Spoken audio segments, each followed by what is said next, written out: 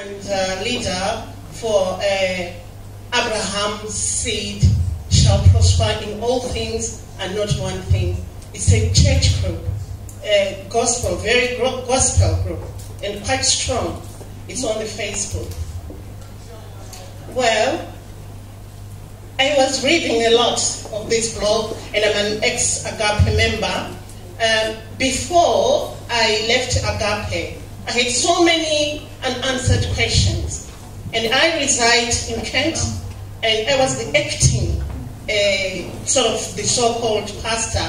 I was not ordained yet, but it was on the way that they were coming to Kent to ordain me as one of the pastors.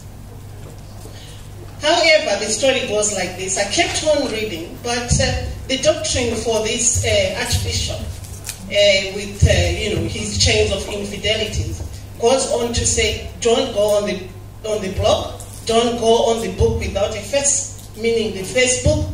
So I didn't get it right, and I was just confused when he preached like that in the church.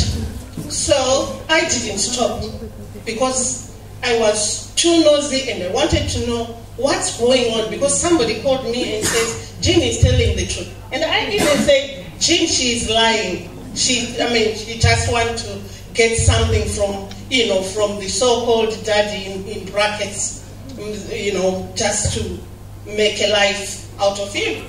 But each day, I never stopped reading this blog. So many things were coming, and so many things I could question myself and answering myself, because I couldn't sort of like share with other core members from Agape, because only they could tell you is, don't go there. Why did you go there? And Daddy says, don't go there. So you are a naughty child. And then I just laugh out of it.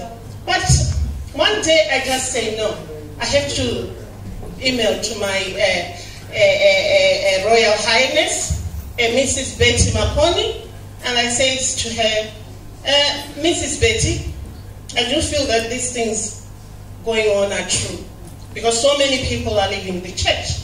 However, it didn't last a week, and I got a telephone call from our pastor on the other side of the town.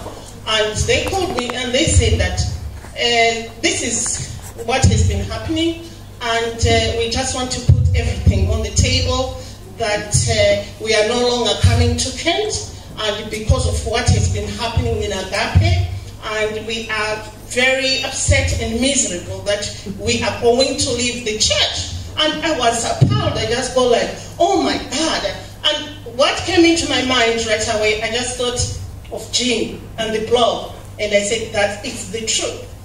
As soon as I put my phone down and I rang my other friend, sort of like a prayer coordinator, we used to pray together.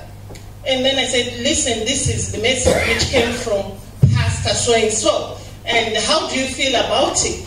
And she says, don't listen to him, you continue going. And I laughed. I said, I'm sorry, I've got 5 senses, and I'm a mother of 3, and I can't go. I'm going to stop this thing now, and I'm not going to go. And I emailed to my Royal Highness, Betty Mapone, and I said, this is the case.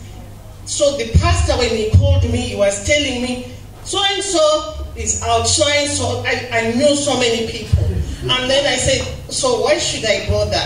And I sat down and said, it's really cold following the so-called pastor, and with all his, infidelities and these sexual allegations and things like that. So I said, well, enough is enough. And then I stopped. I sat down, I prayed, I said, well, I have to support Jean.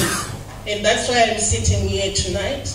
And Jean, I've never met you before, but I believe she's a very good artist, and she's very creative. Each time I go on the blog, I just laugh myself. I laugh my heart out that a man of God can do such dirty things. And I was really hurt because he wasted our time and money traveling all over the counties in the UK, and I didn't like it. Thank you very much, Your Royal Highness.